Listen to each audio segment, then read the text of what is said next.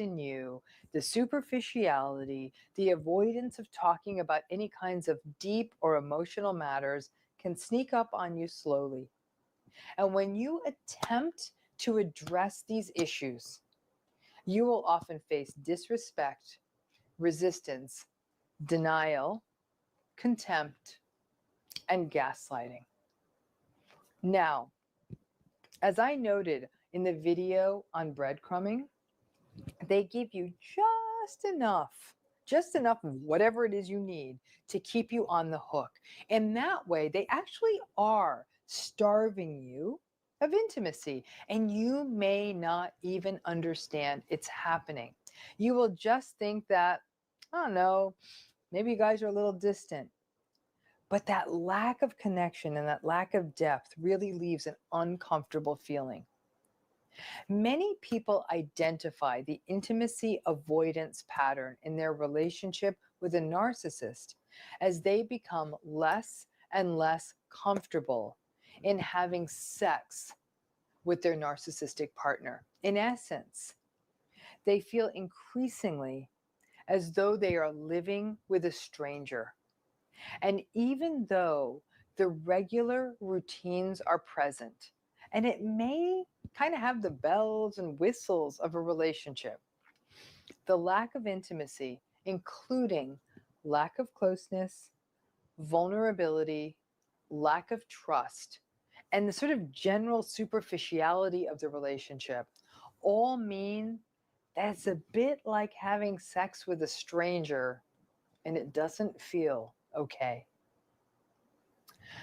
A phenomenon that has been labeled intimacy anorexia is something that has been put forth by a man named Dr. Douglas Weiss.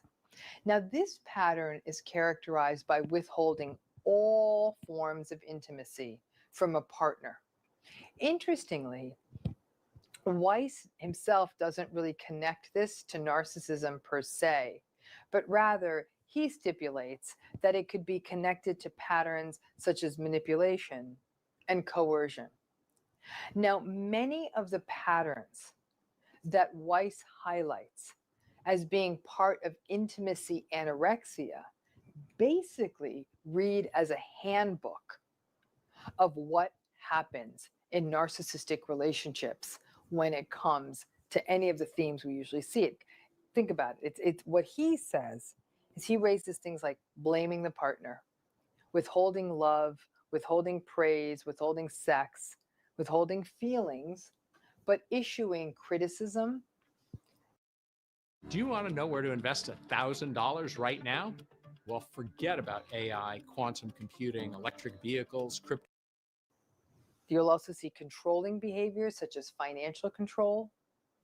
He also highlights patterns such as the intimacy anorectic partner as always being too busy. And again, that is a theme that is often observed in narcissistic relationships. Weiss connects many of these patterns to attachment issues. And since narcissism is an attachment issue at its core, it's no wonder, at least I don't think it's any wonder, that there's so much overlap. The withholding and the absence of true intimacy in a narcissistic relationship is a classical hallmark of these relationships. It often doesn't get identified as such by the people in the relationship because it happens gradually, and again, because a lot of the bells and whistles of a relationship are still present. You still go out to dinner, you still do holidays together, you still take vacations together.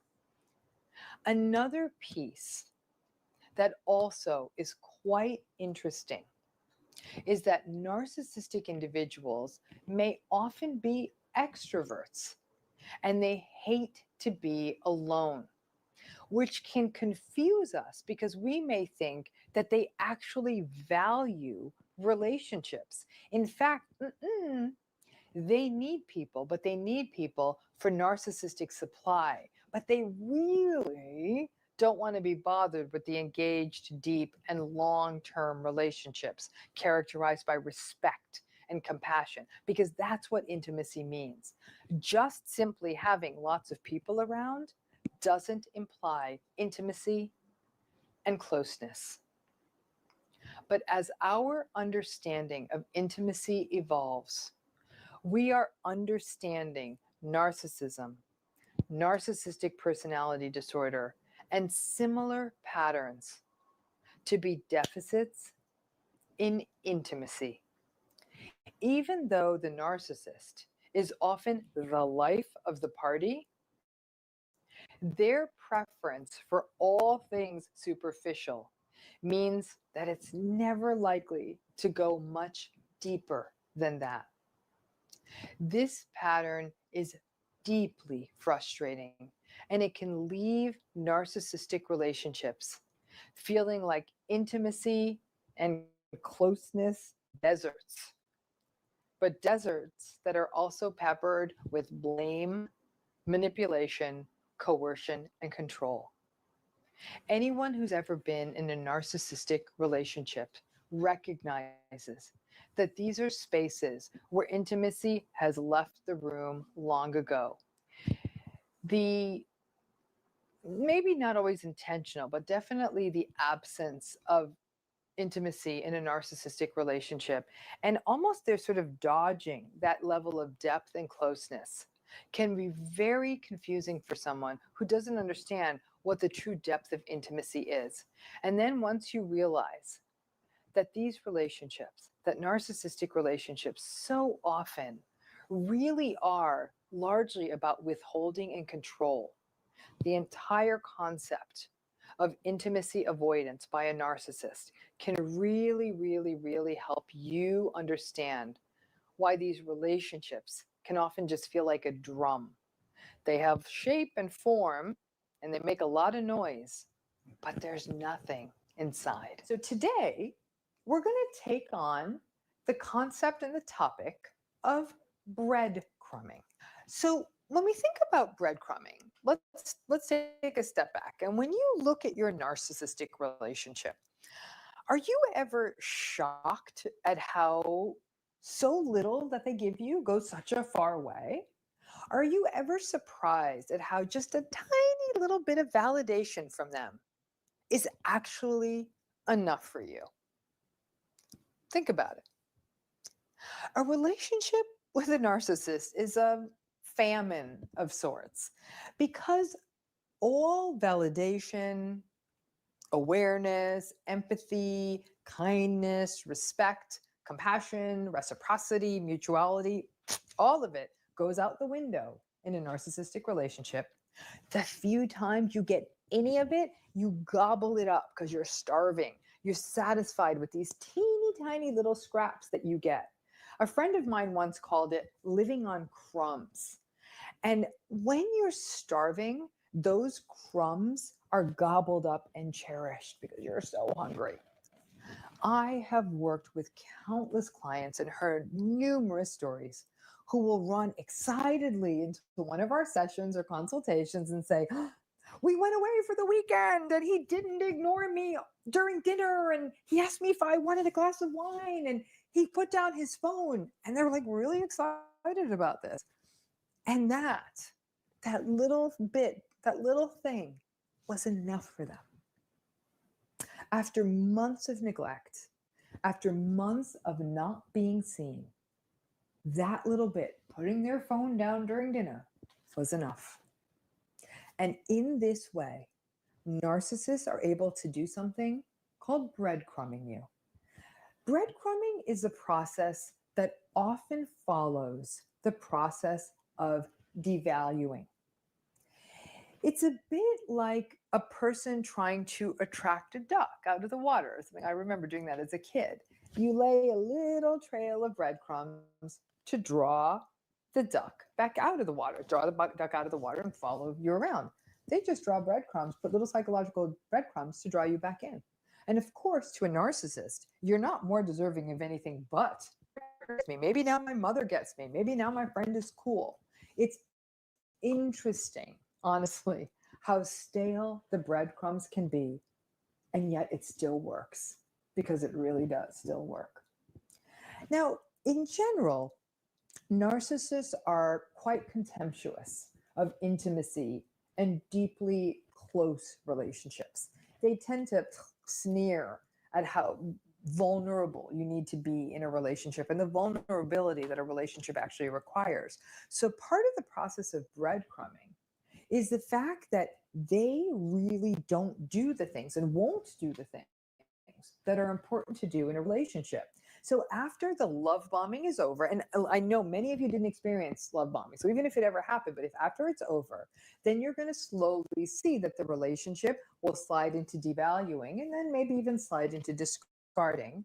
And then you start getting by on less and less in the relationship, less validation, less presence.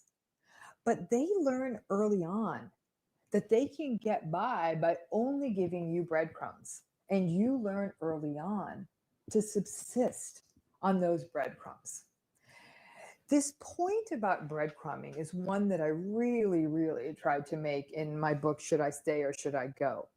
And talk about is like the one way that the narcissistic relationship can often trick you is when you have the coincidence of your needs aligning with their needs.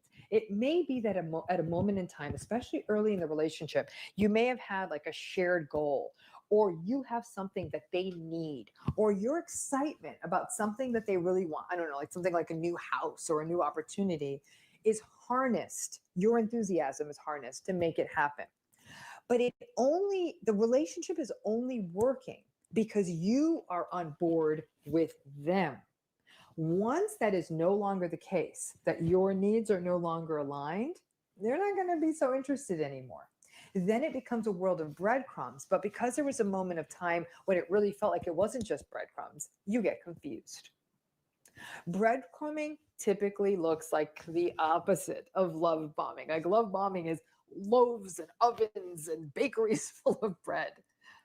Breadcrumbing is really sparse. And as a result, breadcrumbing isn't at all about grandiose gifts or experiences. When you're being breadcrumbed, it might mean that the thing you get is that for a few days, they may stop doing that one thing you keep asking them to stop doing, whatever that may be. I don't know, stop drinking so much after dinner, or I don't know, stop cursing or whatever. Or they offer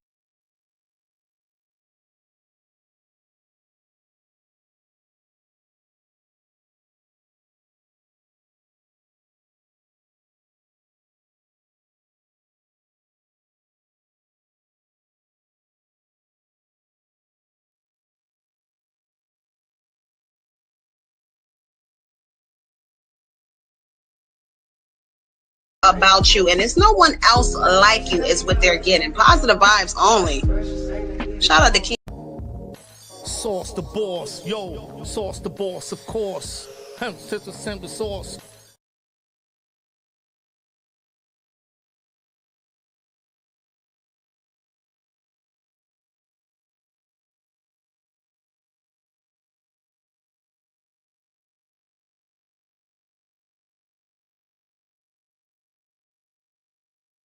As well. In June 1947, rancher W.W. Mac Brazel discovered some strange debris scattered across his New Mexico property near Roswell. Lightweight, metallic fragments, balsa wood, and tinfoil-like material. He immediately alerted authorities, prompting Roswell Army Airfield personnel to retrieve the wreckage. On July 8th, the Air Force announced the recovery of a flying disc, igniting global speculation as to what exactly that meant. Within just 24 hours, those same officials reversed course, claiming it was nothing more than a crashed weather balloon. A story that held for decades. But decades later, witnesses emerged with contradictory accounts. Retired Major Jesse Marcel, who oversaw the initial recovery, insisted in the 1970s that the debris was not of this earth, and then the military staged photos with balloon materials to hide the truth from the public. Other witnesses described a larger crash site with alien bodies, small, hairless humanoids, which were allegedly transported to Area 51. But skeptics dismissed these as confused, mixed-up memories of Cold War-era experiments, such as Project Mogul, a classified program using high-altitude balloons to detect Soviet nuclear tests. The U.S. Air Force's 1997 report of the incident said that the alien bodies were actually just parachute test dummies dropped in the 1950s. Yet gaps in the story are still unexplained and might never be answered. Arkansas, the Duggars. In 2008, TLC aired a brand new reality show, 19 Kids and Counting, which introduced the world to the Duggars, a family of devout independent Baptists from Arkansas. The show portrayed their life with 19 children under strict religious principles rooted in the Institute and Basic Life Principles, and it was a hit. Jim Bob and Michelle Duggar soon leveraged their huge platform to advocate for conservative political causes they believed in, including campaigns against LGBTQ+ rights in Arkansas. But behind this curated image, their eldest son Josh had a secret. He had married 5 minors between 2002 and 2003, including 4 sisters aged between 5 and 11, all while his parents concealed the abuse and sent him to an unlicensed religious training program. The case had actually gone to police years earlier in 2006, but the investigation was derailed when Jim Bob and Michelle refused to cooperate. When the statutes of limitation expired, authorities ultimately dropped the case, allowing them to get away with it. Until 2015. In Touch Weekly exposed the police report revealing Josh's crimes and the Duggars' cover-up and prompting TLC to cancel 19 Kids and Counting. Unwilling to let their empire fall, the Duggars attempted a rebrand with the spin-off Counting On, but Josh's 2021 federal conviction for possessing child sexual abuse materials, for which he's currently serving a 12-year prison sentence, ended the franchise entirely. But the Duggars had more trouble to come. Former family members, including daughter Jill Duggar, alleged financial exploitation and emotional manipulation tied to the reality TV enterprise. And internal IBLP documents and survivor accounts subsequently revealed systemic abuse patterns within the organization the Duggars promoted. So, all around, they were in some shady company. Utah, Ted Bundy. In 1974, a pattern emerged across the Pacific Northwest. Young women, often college students with long dark hair, vanished after encounters with a charming man named Ted. Witnesses described a Volkswagen Beetle and a suspect feigning injuries to exploit victims' empathy. This man was Ted Bundy, now recognized as one of the most notorious serial killers in American. I'm a terrible note taker. My notes look like doctor's handwriting mixed with abstract art. And my type notes, forget it. American history. After relocating to Utah in 1975, Bundy was arrested about you, and it's no one else like you is what they're getting. Positive vibes only. All tools. Shout out to King Saul's boss in the building. Given the extensive number of women disappearing after their encounters with him, he had no defense. But even though he was convicted of aggravated kidnapping, he escaped Colorado custody twice in 1977, fleeing to Florida. There, in January 1978, he infiltrated a Florida State University sorority house, bludgeoning and strangling 2 students and assaulting 2 others.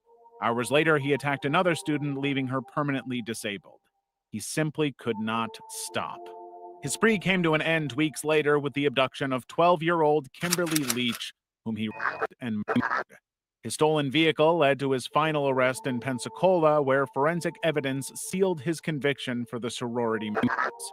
By the time of his 1989 execution, he had confessed to 30 killings, though experts speculate the true toll exceeded 100. Ohio, Oxford Lights.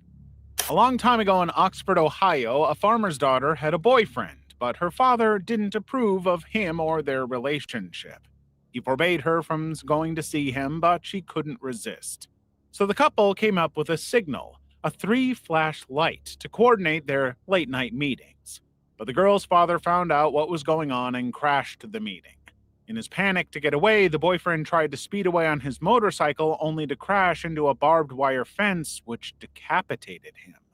Decades later, it said that people at the intersection of Old Milford and Erhart Road can encounter the restless spirit of that boy. Supposedly, when people park at the intersection and flash their car lights 3 times, they can wait to see a distinct orb-like glow that approaches before vanishing.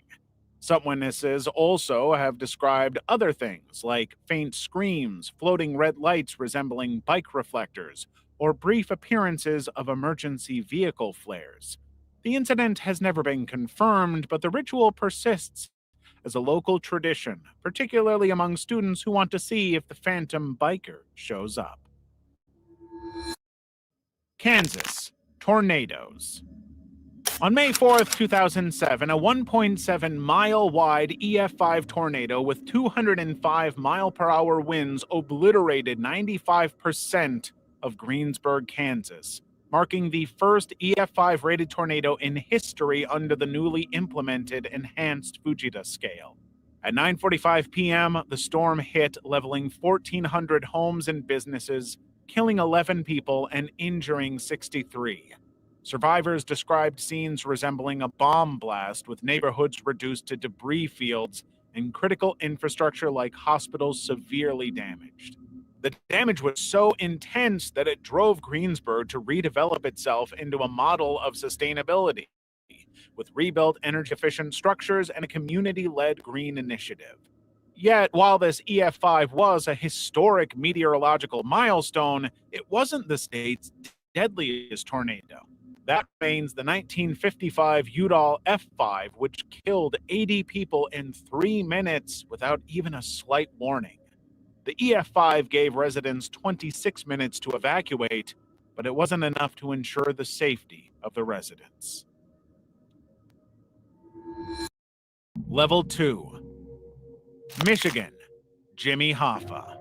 James Jimmy Hoffa rose from a Detroit warehouse worker to president of the International Brotherhood of Teamsters by 1957, but he quickly used his power for improper purposes. While leading the union, he had forged a series of alliances with organized crime to combat corporate opposition. Within a matter of years, the Teamsters Pension Fund became a $1.5 billion financial tool for mob-backed Las Vegas casino projects. But it was all about to come crashing down. In 1957, Hoffa was summoned before the Senate on a bribery charge, a case that was intensified under Attorney General Robert F. Kennedy's Get Hoffa campaign. Everybody wanted him in prison, and he was running out of ways to avoid it. He was ultimately convicted in 1964 of jury tampering and pension fund fraud, serving 5 years before President Nixon commuted his sentence in 1971. And then he vanished. On July 30th, 1975, Hoffa vanished from a Bloomfield Township, Michigan restaurant parking lot. He was there for a meeting with Detroit mob figure Anthony Giancolone and New Jersey crime boss Anthony Provenzano. Witnesses saw him pacing near his car, which was found unlocked and abandoned the next morning. The Anthonys were both suspects in his presumed murder. The FBI has always believed that the mafia ordered his killing to prevent his attempted Teamster comeback, fearing he'd expose their control of union funds. Despite decades of searches, including a 2022 excavation at a New Jersey landfill, no physical evidence has surfaced. Hoffa was declared legally dead in 1982, but what happened remains a mystery.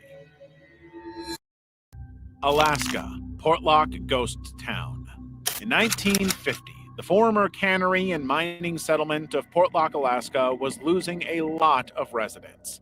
The town was becoming abandoned, and all because of decades of creepy things.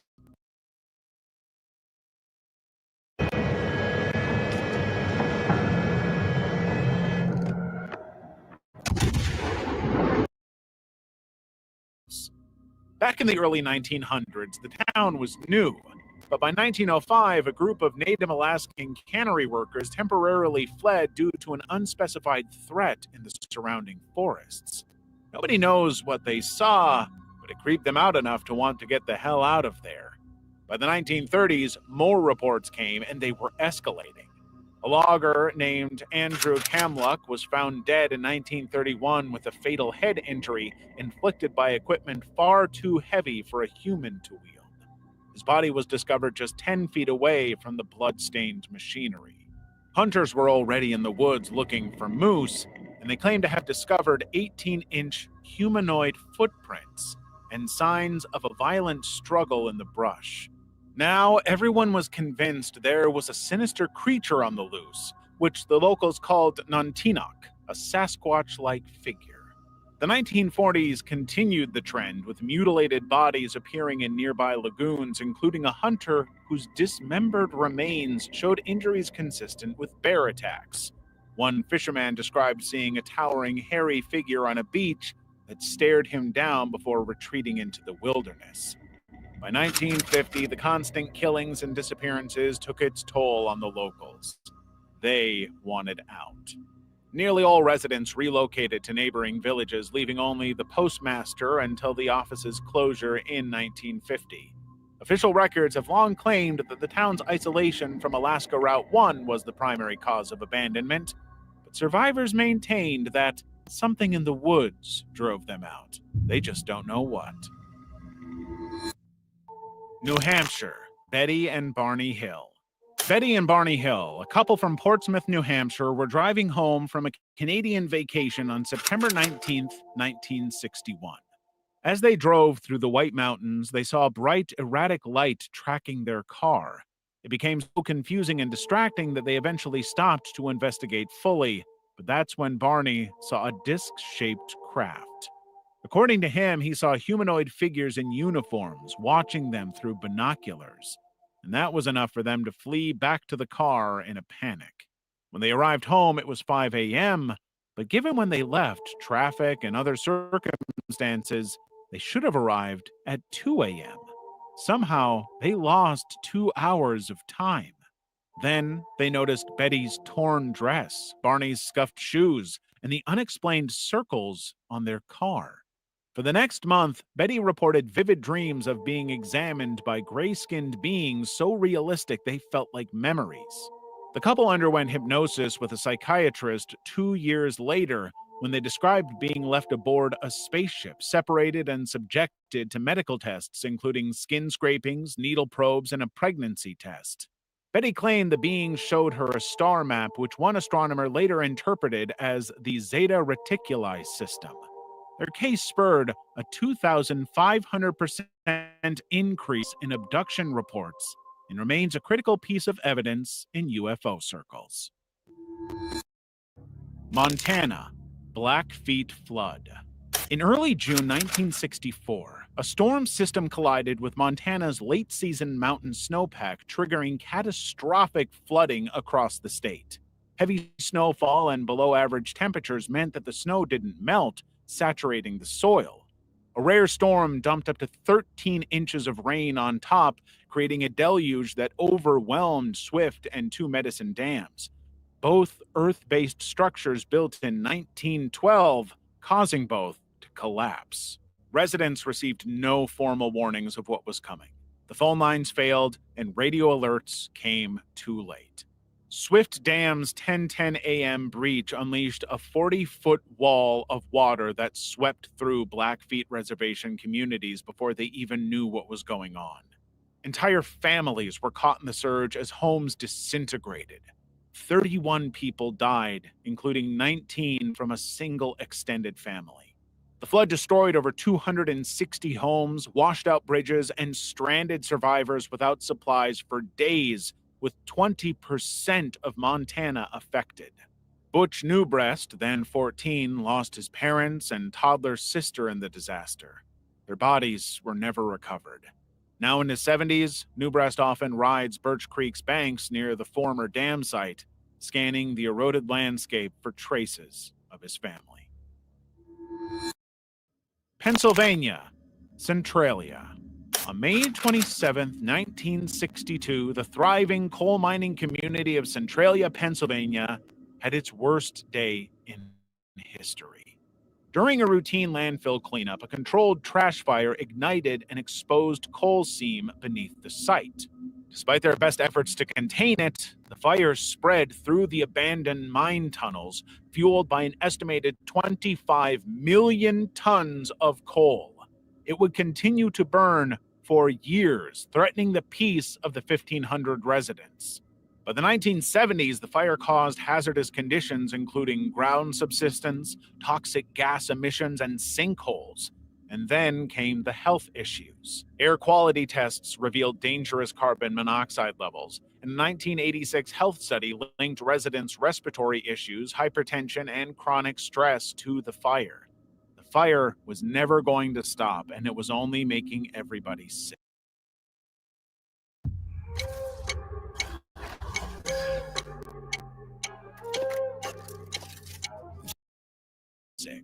The U.S. government allocated $42 million in 1983 to relocate residents, with most accepting buyouts by 1984.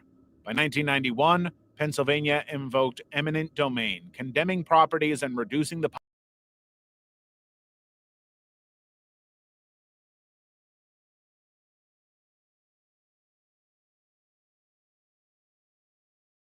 Sauce, the boss in the building. Sauce.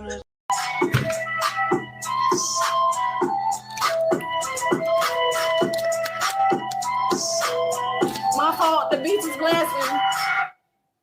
The beats is beating. We got some shit to unbox because you know we have new decks on the way. Wait, new waves for the play bay. Tell them to go play with their mother. Coño, pero yo.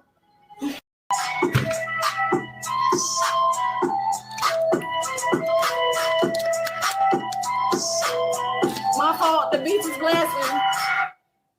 The beats is beating. We got some shit to unbox because you know we have new decks on the way. Wait, new waves for the play bay. Tell them to go play with their mother. Coño, pero yo.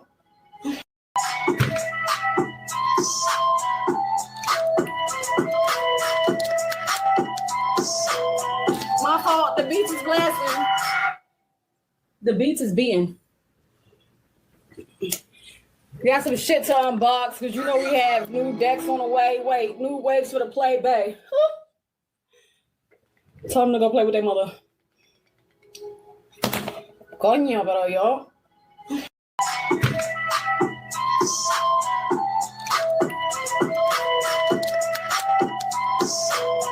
My fault. The beats is blasting. The beats is beating. We got some shit to unbox because you know we have new decks on the way. Wait, new waves for the play bay.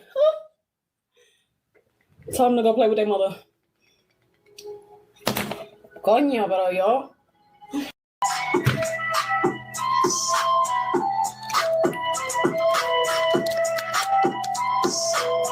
My fault. The beats is blasting. The beats is beating.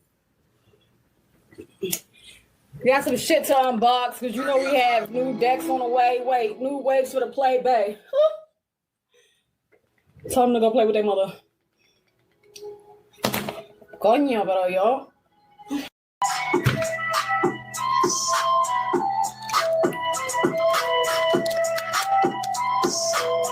My fault. The beats is blasting. The beats is beating.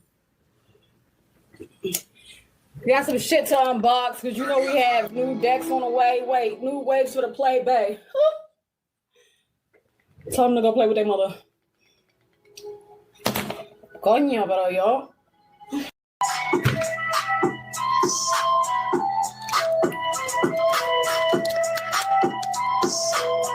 My fault. The beats is blasting. The beats is beating. We got some shit to unbox because you know we have new decks on the way. Wait, new waves for the play bay. Tell them to go play with their mother. Coño, pero yo.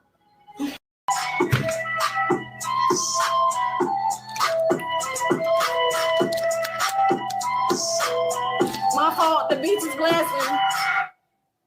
The beats is beating. Got some shit to unbox because you know we have new decks on the way. Wait, new waves for the play bay. Tell them to go play with their mother. Coño, pero yo.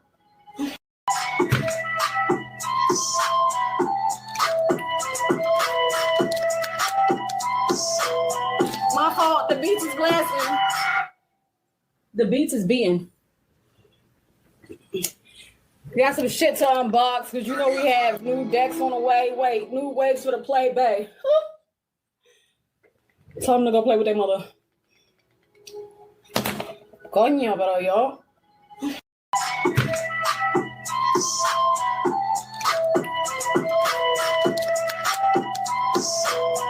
My fault, the beats is blasting. The beats is beating. Got some shit to unbox because you know we have new decks on the way. Wait, new waves for the play bay. Tell them to go play with their mother.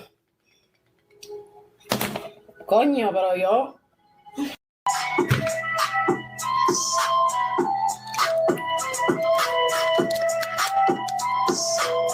My fault, the beats is blasting. The beats is beating. Got some shit to unbox because you know we have new decks on the way. Wait, new waves for the play bay. Tell them to go play with their mother. Coño, pero yo.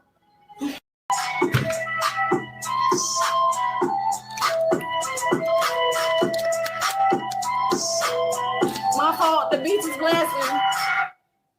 The beats is beating. Got some shit to unbox because you know we have new decks on the way. Wait, new waves for the play bay. Tell them to go play with their mother. Coño, pero yo.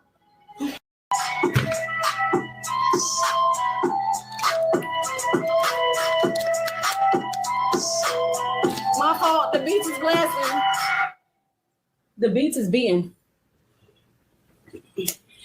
Got some shit to unbox because you know we have new decks on the way. Wait, new waves for the play bay. Tell them to go play with their mother. Coño, pero yo.